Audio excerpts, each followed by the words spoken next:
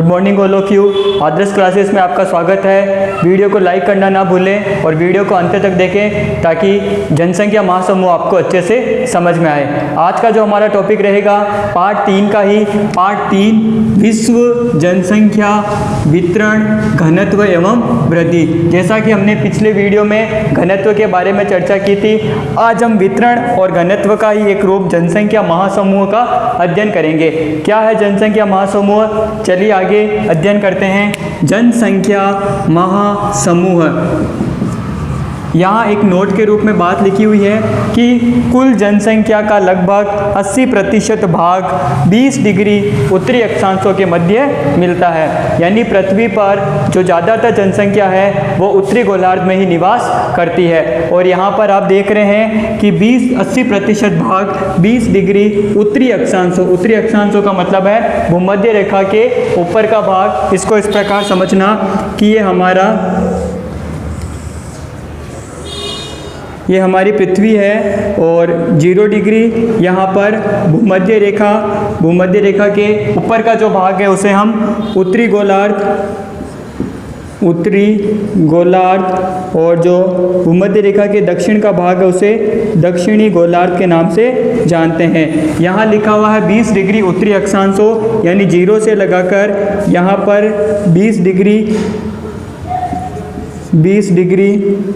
उत्तरी अक्षांश के आसपास में 20 डिग्री उत्तरी अक्षांश के मध्य में मिलता है। यानी दक्षिणी गोलार्ध में जनसंख्या कम पाई जाती है। उत्तरी गोलार्ध में 85% जनसंख्या निवास करती है और दक्षिणी गोलार्ध में मात्र 15% जनसंख्या ही पाई जाती है, क्योंकि दक्षिणी गोलार्ध में उत्तरी गोलार्ध में स्थल की अधिकता है और दक्षिणी गोलार्ध में महासागरों समुद्र की अधिकता पाई जाती है। क्लियर करना, कुल जनसंख्या का लगभग 80% यानी लगभग 80% जो भाग है वो 20 डिग्री उत्तरी अक्षांशों के मध्य, इन्हीं अक्षांशों में हमें 80% जनसंख्या देखने को मिल जाएगी।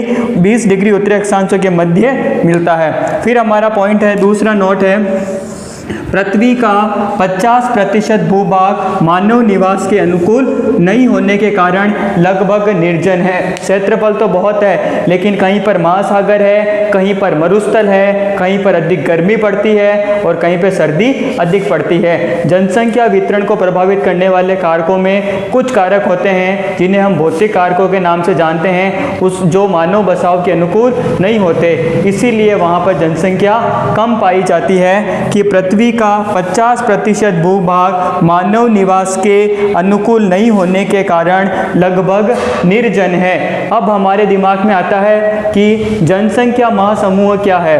तो इस प्रकार जनसंख्या का बड़ा भाग विश्व के 4 विशाल क्षेत्रों में, इन्हीं 4 विशाल क्षेत्रों में निवास करता है। उन्हीं विशाल क्षेत्रों को, उन्हीं भूभागों को हम जनसंख्या महासमूह के नाम से जानते हैं। क्योंकि वहाँ पर जनसंख्या सघन रूप में हमें देखने को मिलती है। तो इस प्रकार जनसंख्या का बड़ा भाग विश्व के 4 विशाल क्षेत्रों में निवास करता है। अब कौन कौन से वो 4 क्षेत्र हैं? पहला क्षेत्र है एशियाई जन समूह। ये पहले नंबर पे क्यों आया, इसकी चर्चा भी हम करेंगे।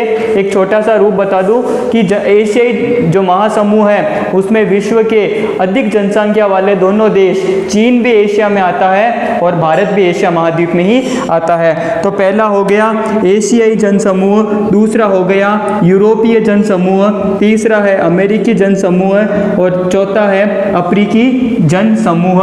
यह है आपके जनसंख्या महासमूह। 4 जनसंख्या महासमूह है, इसमें जनसंख्या आपको देखने को मिलेगी। एक बार आप यहाँ तक स्क्रीनशॉट ले लीजिए।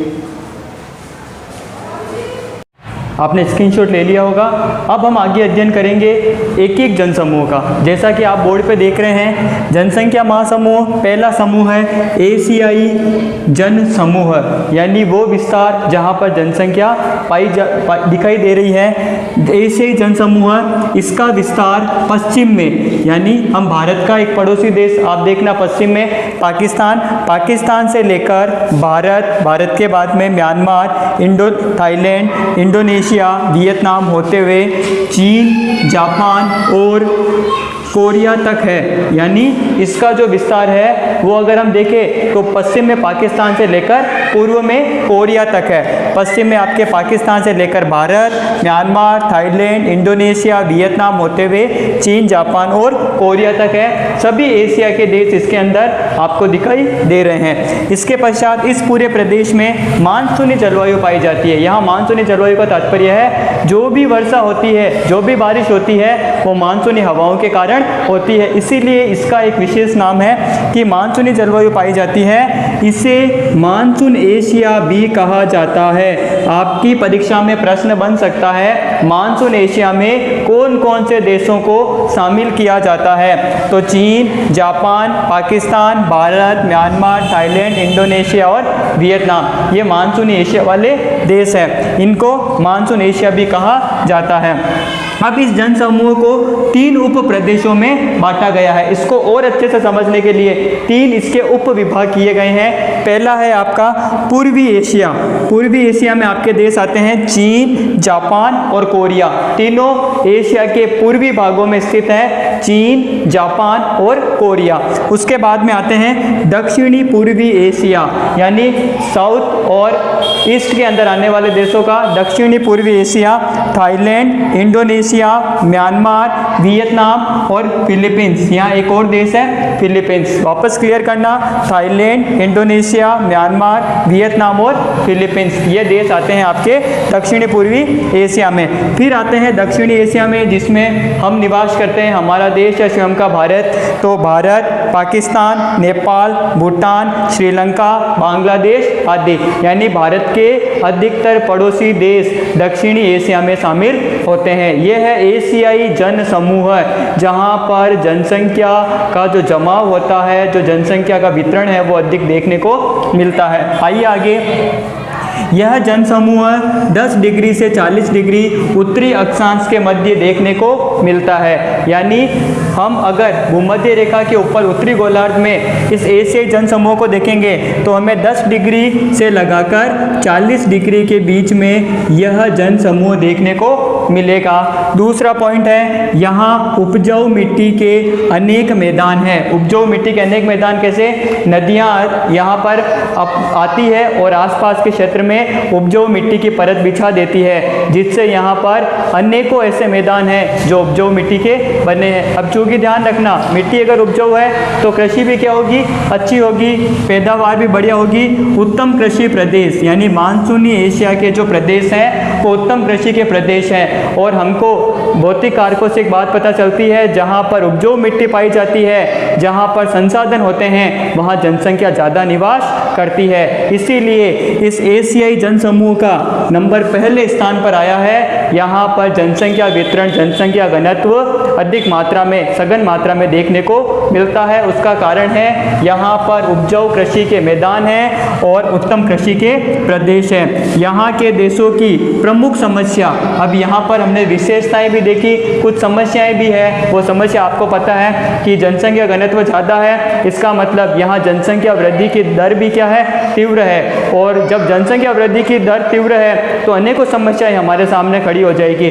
जनसंख्या वृद्धि है ज़्यादा तो जनसंख्या वृद्धि के कारण बेरोजगारी, भुखमरी, अपराध और लोगों का निम्न जीवन स्तर, ऐसी समस्याएं भी हमें एशियाई जनसमूह में देखने को मिलती है। ये हमने देखा एशियाई जनसमूह, जिसके कुछ बिंदु थे।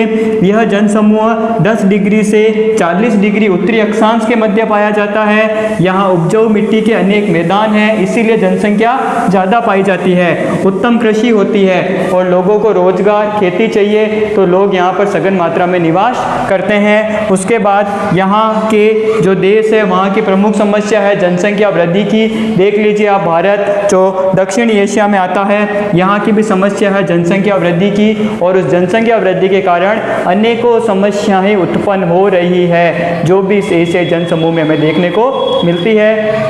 अगले वीडियो में हम पढ़ेंगे यूरोपियन महासमूह। धन्यवाद।